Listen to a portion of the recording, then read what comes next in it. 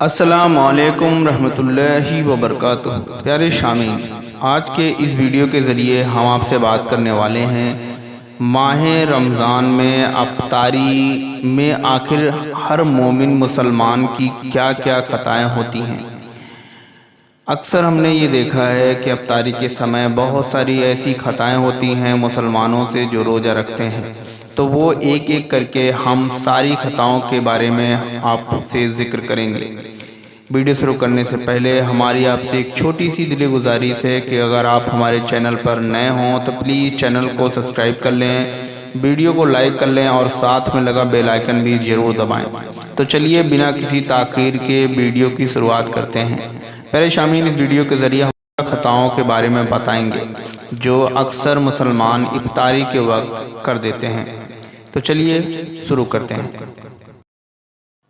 کچھ لوگ افطار کے لیے بہت اہتمام کرتے ہیں اور طرح طرح کے کھانوں سے اپنے دسترخوان کو سجاتے ہیں۔ ایسا کرنا غلط نہیں، لیکن اگر کھانا روزے داروں کی ضرورت سے زیادہ ہو تو یہ بہت بڑی غلطی اور بہت بڑی کوتاہی ہے۔ اس میں سے کچھ باتیں ہم آپ کو آگے بتا رہے ہیں، اس کو آپ کو بہت دھیان سے سننا ہے جو قرآن کریم سے ثابت ہے۔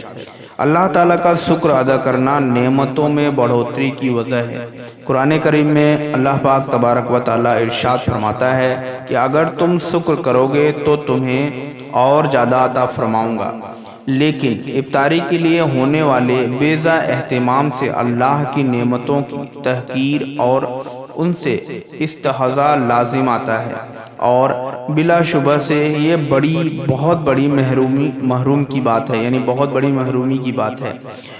اس کام میں اسراف اور فضول خرچی کا عمل پایا جاتا ہے جس میں مانا گیا ہے، یعنی اللہ پاک تبارک و تعالیٰ نے اس فضول خرچی کو منع کیا ہے۔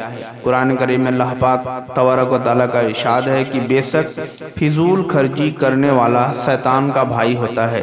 سورہ الاسراء آیت نمبر 27 میں درج ہے۔ اللہ پاک تبارک و تعالیٰ سورہ اعراف آیت نمبر 31 میں ارشاد فرماتا ہے، اور کھاؤ اور پیو، فضول خرچی مت کرو، بے شک اللہ تعالیٰ فضول خرچوں کو پسند نہیں کرتا۔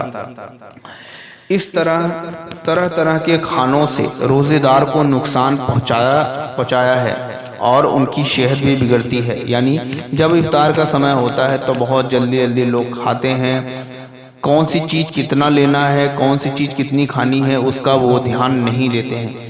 ہمارے نبی کریم صلی اللہ تعالیٰ علیہ وسلم کی احادیث ہمارے لیے چراغ راہ ہے جن سے ہم زندگی کی راہیں روشن کرتے ہیں، اور کوئی ایسا بھلائی نہیں جس کی طرف ہمارے نبی کریم صلی اللہ تعالیٰ علیہ وسلم نے رہنمائی نہ فرمائی ہو۔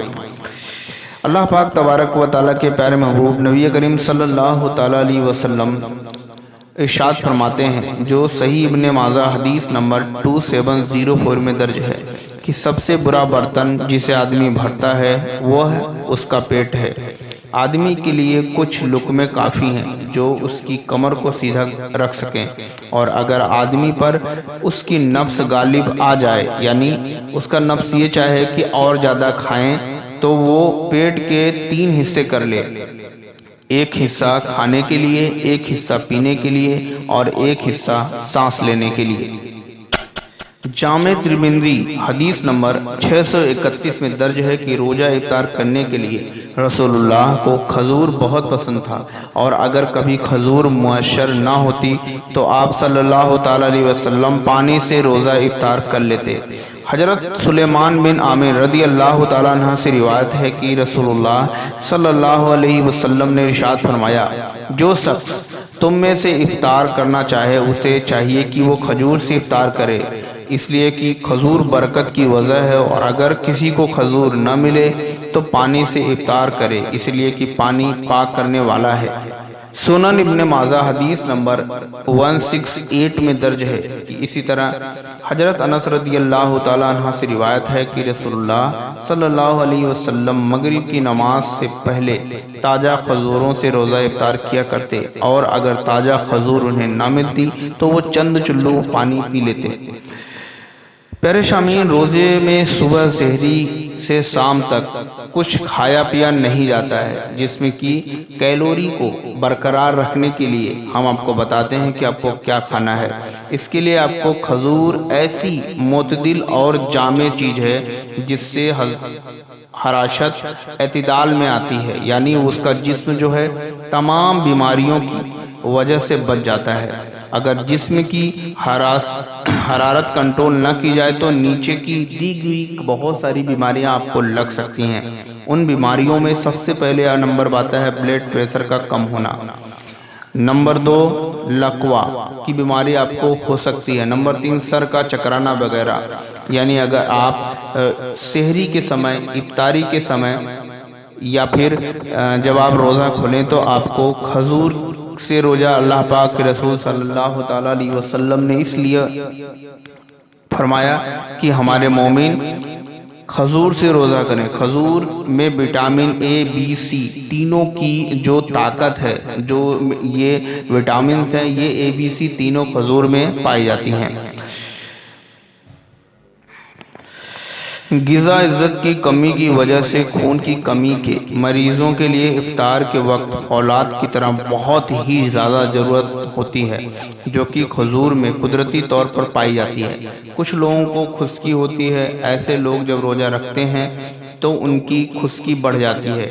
ان لوگوں کے لیے کھجور نہایت فائدہ مند ثابت ہوتا ہے۔ یعنی اللہ پاک تبارک و تعالیٰ کے پیارے محبوب صلی اللہ تعالیٰ علیہ وسلم نے کھجور میں ایسی گڑ ہے، ایسے فائدے ہیں، وہ اپنی امتی کو یہ بتا رہے ہیں کہ اس میں بہت سارے وٹامن بھی ہوتے ہیں کہ اگر آپ کے اندر کوئی بیماری بھی ہے، کوئی خسرہ کی بیماری ہے، کوئی خشکی ہے یا پھر کوئی اور چیز ہے، تو وہ ساری چیزیں اس کھجور کے ذریعے کنٹرول ہو جاتا ہے۔ گرمیوں کے روزے میں چونکہ روزے دار کو پیاس لگتی ہے، اگر افطار کے وقت فوراً ٹھنڈا پانی پی لیا جائے تو معدے میں گیس، تفکیر اور جگر میں وارم کا سخت خطرہ ہو جاتا ہے۔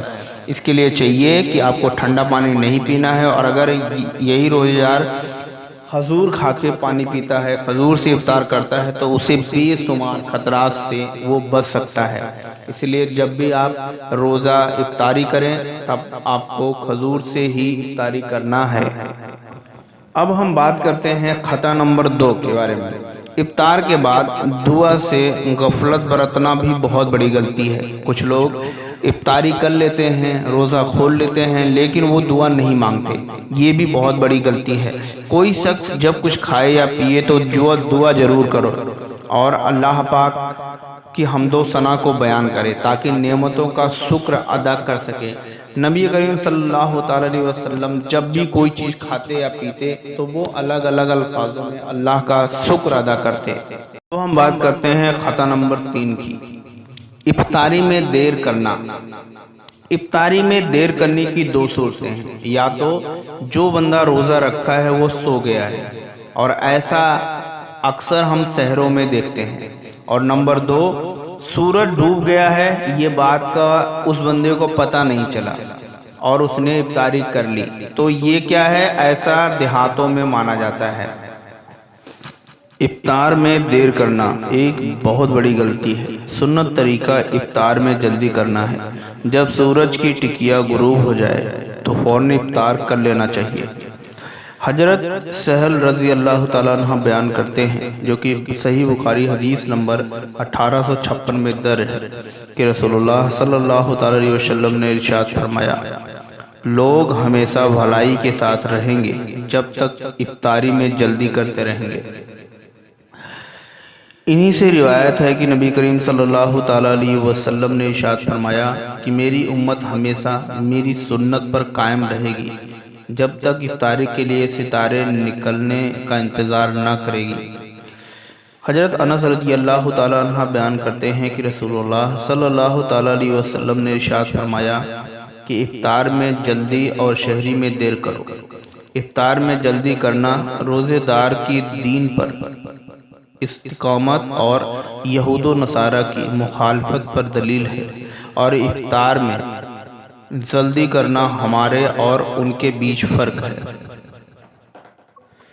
سنن ابی داؤد شریف کی حدیث نمبر 2063 میں درج ہے کہ حضرت ابو ہریرہ رضی اللہ تعالیٰ عنہ بیان کرتے ہیں کہ رسول اللہ صلی اللہ تعالیٰ علیہ وسلم نے ارشاد فرمایا کہ دین ہمیشہ ظاہر رہے گا جب تک لوگ افطاری میں جلدی کریں گے، کیونکہ یہود و نصارہ افطاری میں تاخیر کرتے ہیں۔ مسند احمد حدیث نمبر 7240 کی بہت ہی پیاری حدیث ہے، اور افطار میں جلدی کرنا اللہ تعالیٰ کی اپنے روزے دار یعنی بندوں سے محبت کی دلیل ہے۔ حضرت ابو ہریرہ رضی اللہ تعالیٰ عنہ بیان کرتے ہیں کہ رسول اللہ صلی اللہ تعالیٰ علیہ وسلم نے ارشاد فرمایا کہ اللہ تعالیٰ فرماتا ہے کہ میرے بندوں میں مجھے محبوب وہ ہے جو افطار میں جلدی کرتے ہیں۔ اب ہم بات کرتے ہیں خطا نمبر 4 کے بارے میں۔ افطار کا صحیح وقت کیا ہے؟ کچھ لوگ افطاری کا وقت نہیں جانتے، جس سے افطاری کرنے میں غلطی ہو جاتی ہے۔ جب شائم مسافر ہو، شہر سے باہر ہو، یا معزز وقت سے جلدی یا دیر کر دے، اس لیے روزے دار کے لیے افطار کا وقت جاننا بہت ضروری ہوتا ہے۔ یاد رکھیں کہ سورج کے ڈوبتے ہی افطار کا وقت ہو جاتا ہے۔ سورج کا نظر نہ آنا شرط ہے، جیسے کہ سورج کی ٹکیا غروب ہو تو روزے دار کو افطار کر لینا چاہیے۔ اللہ پاک تبارک و تعالیٰ سورہ بقرہ آیت نمبر 187 میں ارشاد فرماتا ہے کہ پھر روزے کو رات تک پورا کرو۔ حدیث نمبر 1853 صحیح بخاری کی بہت پیاری حدیث ہے کہ نبی کریم صلی اللہ تعالیٰ علیہ وسلم کا ارشاد گرامی ہے کہ جب یہاں سے رات آ جائے اور دن چلا جائے اور سورج ڈوب جائے تو روزے دار افطار کر لیں۔ صحیح بخاری کی بہت پیاری حدیث نمبر 1857 میں درج ہے کہ حضرت ابو ذر رضی اللہ تعالیٰ عنہ بیان کرتے ہیں کہ رسول اللہ صلی اللہ تعالیٰ علیہ وسلم جب روزہ رکھتے تو ایک شخص کو حکم دیتے، وہ کسی چیز پر کھڑا ہو جاتا، جب وہ کہتا کہ سورج غروب ہو گیا تو آپ صلی اللہ تعالیٰ علیہ وسلم افطار فرما لیتے۔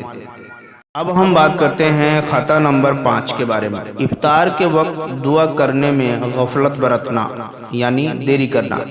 زیادہ دعا کرنا سنت ہے، خاص طور پر افطار کے وقت میں دعا کرنا بھی اس وقت کو بڑی فضیلت حاصل ہے۔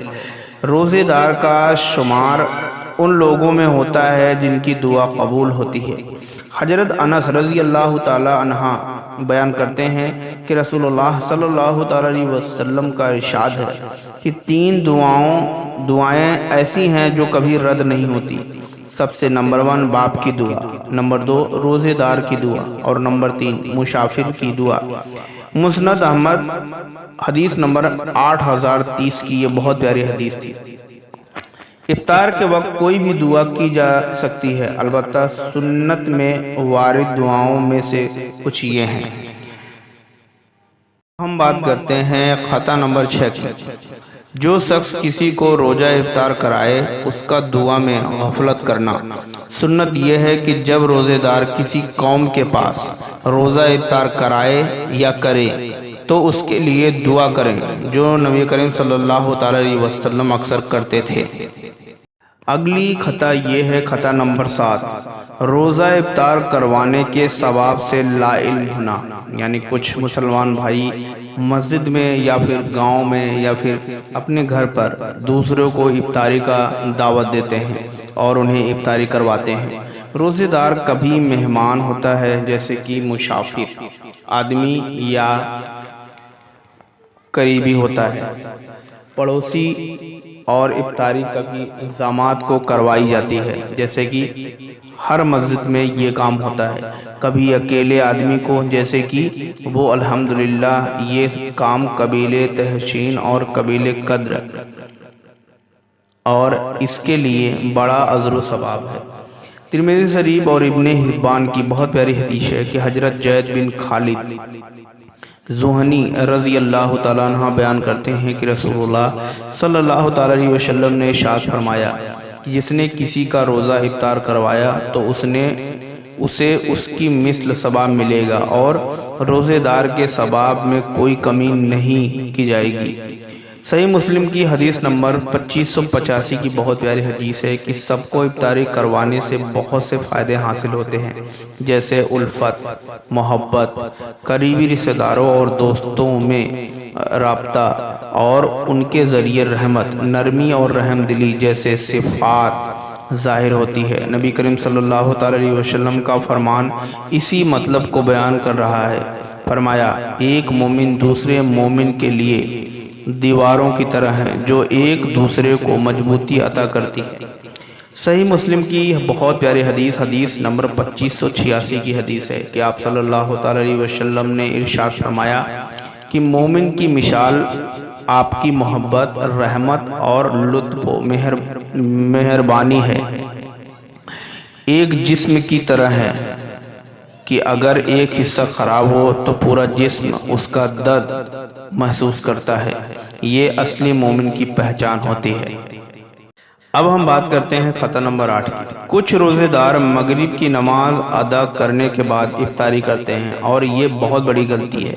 نبی کریم صلی اللہ علیہ وسلم کی بتائی ہوئی روایت کے مطابق مغرب کی نماز سے پہلے افطاری کرنا چاہیے، چاہے ایک گھونٹ پانی ہی پی لیں یا پھر کچھ بھی کھا لیں۔